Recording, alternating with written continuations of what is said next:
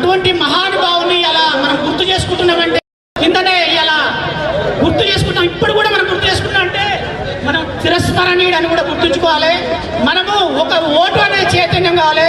ఇలా బీసీ ఉద్యమం కూడా ఉధృతంగా నడుస్తుంది. ఇలా కాంగ్రెస్ పార్టీ అయినా, టీఆర్ఎస్ పార్టీ అయినా, బీఆర్ఎస్ పార్టీ అయినా, బీజేపీ పార్టీ అయినా, ఇవి అగ్రకులాలకు సంబంధించినటువంటి పార్టీలు.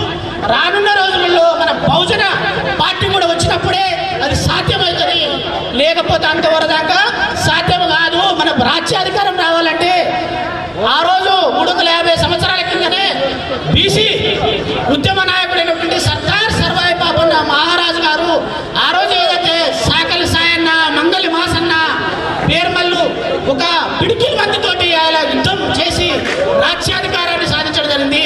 ఇవాళ వీళ్ళ 300 సంవత్సరాల కిందనే మన గౌడ బిడ్డ జాతి అయినటువంటి గర్వంగా చెప్తున్న సర్దార్ సర్వాయి పాపన్న గౌడు రాజ్యాధికారాన్ని గోల్కొండ కోట మీద 7 నెలలు పరిపాలన చేయడం జరిగింది. ఆ రోజు ఆయనని ఒక కుట్ర చేసి చాలా ఇబ్బందులకు గురి చేసి అణచివేయడం జరిగింది. అటువంటి మహానుభావుని ఇలా స్మరించుకోవడం చాలా సంతోషంగా అనిపిస్తుంది. నా గౌడ బిడ్డలు కూడా ఇలా ఇంత చక్కటి కార్యక్రమం పెట్టినందుకు నేను కృతజ్ఞతలు